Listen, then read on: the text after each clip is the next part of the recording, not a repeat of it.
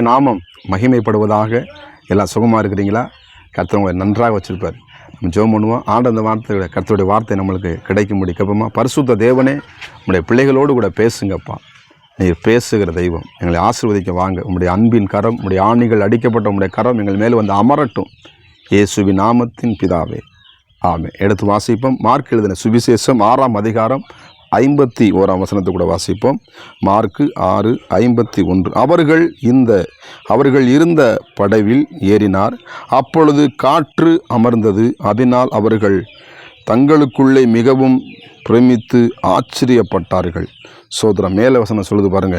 50 வசனம் சொல்லுது, அவர்கள் எல்லோரும் அவரை கண்டு கலக்கமடைந்தார்கள். உடனே அவர்களோடு கூட பேசி, திடன் கொள்ளுங்கள், நான் தான், பயப்படாதீர்கள் என்று சொல்லி ஆண்டவர் இந்த படகளை ஏறினார். அருமையான தேவனுடைய பிள்ளைகளே, இந்த சீசர்கள் சோதரம் கலக்கமடைந்து திகிலடைந்து கொண்டிருக்கிற அந்த கடலில் கூட பாருங்கள், ஆண்டவர் என்ன பண்ணார்? பிரயாசப்பட்டு. ஒருவேளை அந்த படகு என்பது நம்முடைய வாழ்க்கை.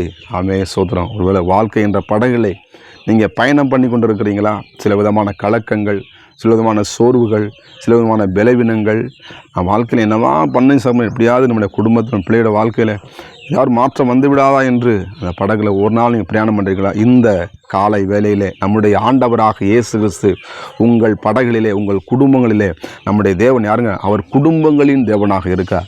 ஆதியாகமத்தை நீங்கள் வாசித்து வெளிப்படுத்தினை கொண்டு வந்தீங்கன்னு பார்த்தீங்கன்னா, அந்த குடும்பத்தை தொடங்கி குடும்பத்தில் முடிக்கிறார். நம்முடைய தேவன் யாருங்க? குடும்பங்களின் தேவனாக இருக்கிறார்.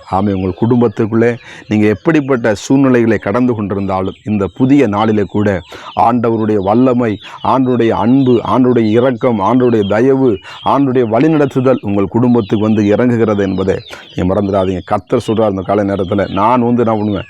அமர்த்து உங்கள் படகுகளை, இந்த வசனதான் சொல்லுது பாருங்கள். அவர்கள் இருந்த படவில் அவர் ஏறினார்.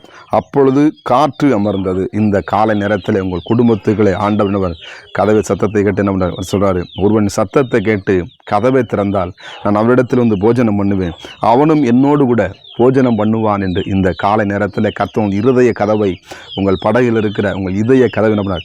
ஆண்டவர் இயேசு நம்ம தட்டி கொண்டே இருக்கிறார். அருமையான தேவப்பிள்ளை, இந்த தேவனுடைய வார்த்தைக்கு நீங்கள் இடம் கொடுக்கும் பொழுது உங்கள் வாழ்க்கை ஆசீர்வாதமாக மாறும். உங்கள் பிள்ளைகளுடைய வாழ்க்கை, உங்களுடைய வாழ்க்கை அது மாத்திரமல்ல, நீ எந்த காரியத்தில் எந்தெந்த பணி செய்து கொண்டிருந்தாலும், எந்த இடத்துல நீங்கள் ஒருவேளை மூளையில் ஒருவேளை எனக்கு யாருமே இல்லை என்று சொல்லி தனித்து கொண்டிருக்கிறீங்களா? இந்த காலை நேரத்தில் கர்த்தர் உங்களை பார்த்து தான் சொல்லுகிறார், நான் படகுகளை ஏறி இருக்கிறேன், நான் உன்னோடு கூட இருக்கிறேன், உன்னை வேதனைப்படுத்துகிற எல்லா காரியங்களும் என்ன பண்ண இந்த காலை நேரத்தில் நான் அமர்த்தும்படி வந்திருக்கிறேன். அது என்ன பண்ண உங்களை ஒன்றும் செய்யாது. அதான் லூக்கா 10:19, இதோ சர்ப்பங்களையும் தேள்களையும் மிதிக்கவும் சத்துனுடைய சகல வல்லமை மேற்கொள்ளவும் நான் உங்களுக்கு என்ன பண்ணுறேன்? அதிகாரம் கொடுக்கிறேன், ஒன்றும் உங்களை என்ன பண்ணாது? சேதப்படுத்தாது. சர்ப்பங்களை, தேள்கள் பாருங்கள், தேலெல்லாம் பயங்கரமான கொடுமையான, அதெல்லாம் அதாவது 30 தேலை சேர்ந்தால் ஒரு பாம்பு அப்படிங்கிறான். 30 தேளுடைய விஷம் எதுன்னு இருக்குமா? அந்த பாம்புகள் இருக்குமா? அப்போ சர்ப்பத்தை, தேலை அதெல்லாம் மேற்கொள்வதற்கு அப்படிப்பட்ட காரியங்கள் வாழ்க்கையில் இருக்கிற அப்படிப்பட்ட அனுபவங்கள், அப்படிப்பட்ட வேதனையை நம்ம கடந்து வந்து கொண்டிருக்கிறோம். இந்த புதிய நாளில் கூட கர்த்தர் என்ன பண்ணார்? அதை என்ன பண்ணார்? அதை அமர்த்தி போடுகிறார். அது ஒன்றும் இல்லாமல் போகும்படியாக கர்த்தர் இந்த காலையில் உங்களை பலப்படுத்துகிற ஆண்டவர், உங்களை திடப்படுத்துகிற ஆண்டவர். இந்த வசனம் சொல்லுகிறது, அவர் படகுகளை ஏறி காற்று அமர்ந்தது. சோத்திரம், ஒரு வேளை பயங்கரமான காற்றினால் வீசப்படுறீங்களா? இந்த காலை நேரத்தில் கர்த்தருடைய வல்லமை உங்களை தொட்டு கொண்டிருக்கிறது. கர்த்தருடைய பிரசன்னம் உங்களை நிரப்பி கொண்டிருக்கிறது. அருமையான தேவ பிள்ளைகளே, ஆண்டவர் எசேக்கியேலை நீங்கள் வாசிக்கும்போது 37 தேவன் ஒரு காற்றை வீச பண்ணினார். அதை என்ன பண்ண? காற்று வீசினோடு தேவன் அநேக ஜனங்களை உலர்ந்த எலும்புகளை உயிரடைந்து பெரிய சேனையாய் நின்றது.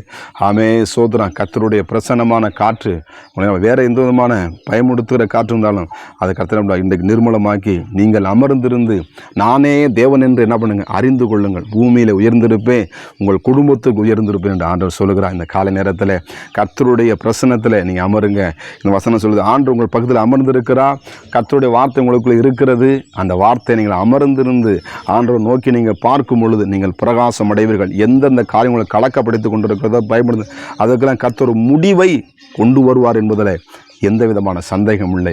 வசனம் சொல்லு, நிச்சயமாக முடிவு உண்டு, உங்கள் நம்பிக்கை வீண் போகாது.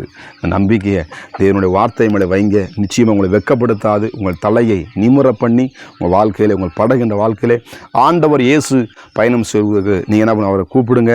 நிச்சயமாக உங்களுக்கு உதவி செய்ய நம் தேவன் வல்லமை தேவனாக இருக்கிறார். நம்ம ஜெபம் பண்ணுவோமா? பரிசுத்த தேவனே, உம்முடைய பிள்ளைகளை இந்த காலை நேரத்தில் கர்த்தருடைய பிரசன்னம் இந்த படைகளை அப்பா இறந்து போல் உம்முடைய பிள்ளைகளுடைய குடும்பத்துக்குள்ளே இறங்கி அற்புதங்களை செய்வீராக. எந்தெந்த காரியத்தில் வேதனைத்து கொண்டிருக்கிறார்களோ அந்த வேதனைலாம் நீங்கி நீ சுகமாக இரு என்று வாழ்த்தின்படி அற்புதங்களை செய்யுங்க. இயேசுவின் நாமத்தின் பிதாவே, ஆமென். God bless you. கர்த்தர் உங்களை ஆசீர்வதிப்பாராக.